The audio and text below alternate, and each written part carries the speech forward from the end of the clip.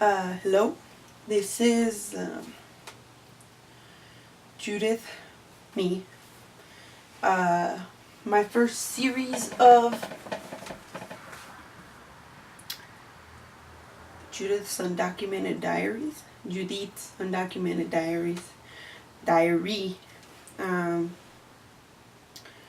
this is in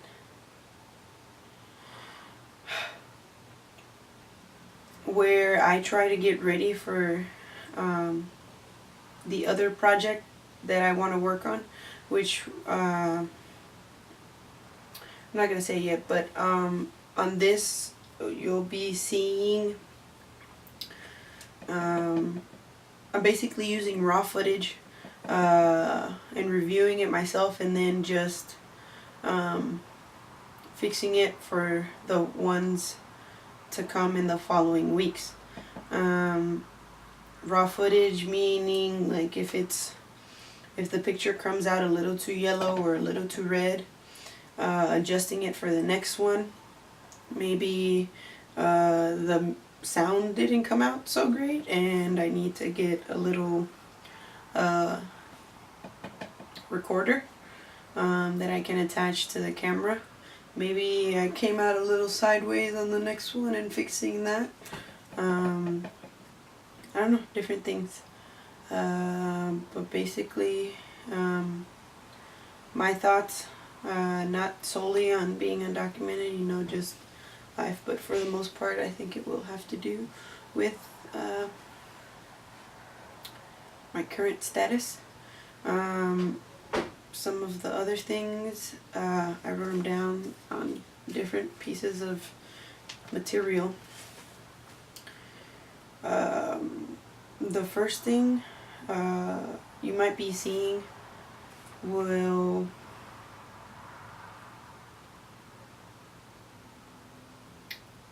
I don't even know what this says.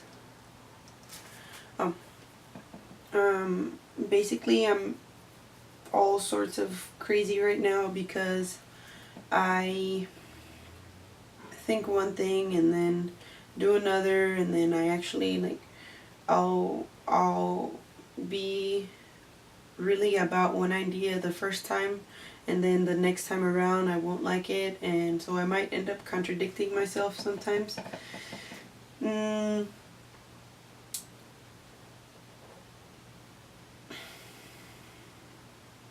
Maybe also a side of me that people aren't accustomed to seeing. I'm saying a lot, so try to fix that in the following weeks. Too. Stories of all sorts that I've heard from people.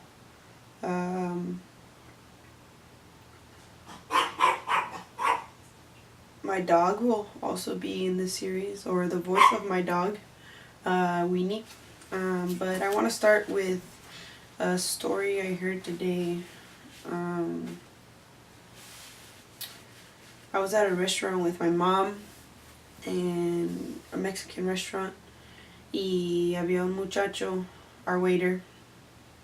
We were talking, I don't know how we even got started with, one of the other waiters knows my mom because my mom goes there often, and she knows about the status, and actually that girl was applying for deferred action, and that's how our waiter, the dude, started talking to us about it.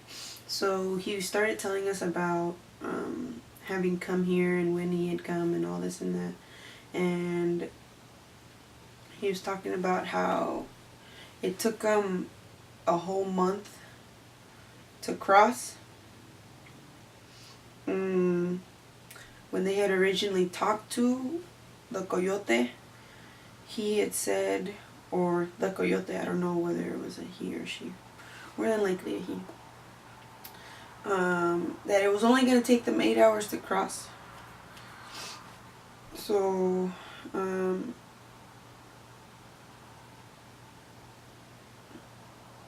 basically deceived, or something came up to where they couldn't cross at a certain point, Um, I had recently watched Siete Soles, and everything he was saying about crossing the desert reminded me of that movie. Of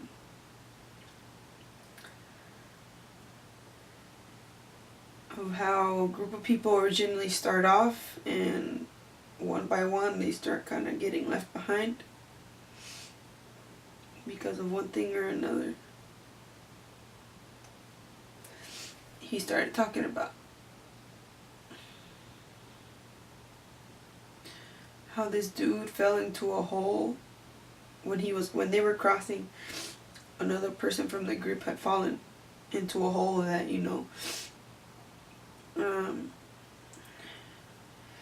Border Patrol intentionally puts there so that they can find people. So there was a hole, and another guy had fallen into it, and apparently like he couldn't get out, or they were struggling or something, and that guy was saying, go ahead, go on without me. And my waiter was like, no, we came here together, we have to leave together. And they were able to get him out, and the rest of the way they just helped him out because he was limping and he had hurt one of his legs, I think.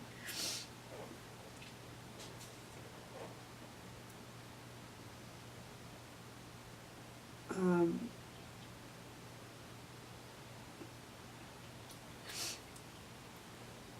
was talking about how they had crossed in May, like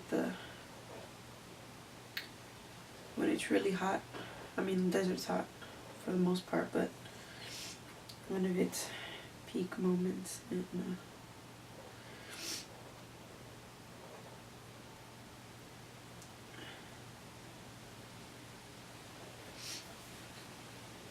he was here for a while, and then he had to go back. And the second time he crossed through the river, El Rio Bravo.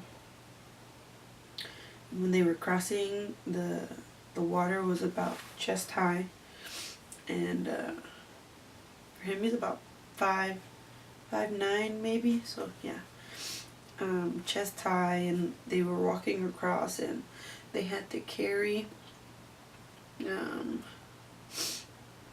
the clothing. The coyote that crossed them told them to bring shorts, and so they changed into the shorts and they started walking across it. And they were carrying their dry clothes wrapped in a sweater, with their hand extended up, and they had to carry that. And once they reached the other end, they had to throw away the shorts, the wet stuff, and put on dry, I think, because if they didn't, the people on the other side would immediately know that they were from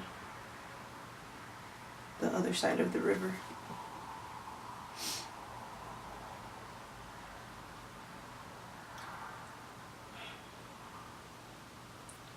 Like the whole time he was saying this, we didn't get that emotional when we were talking to him. He was just talking about it like it was nothing.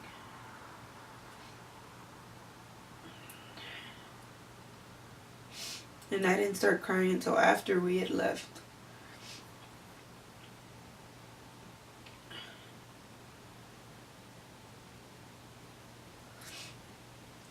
He's been here. He's 29, and he's been here since 4 months before he turned 16.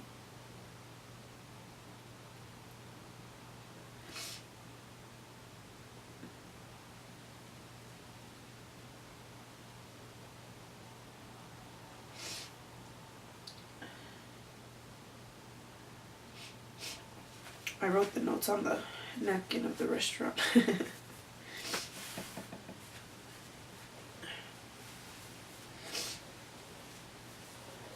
While he was talking.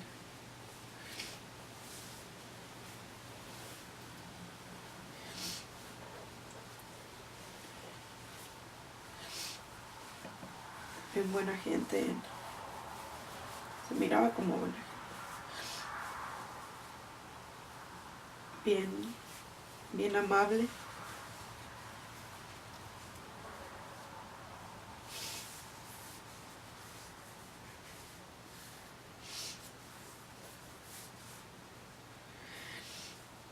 Um,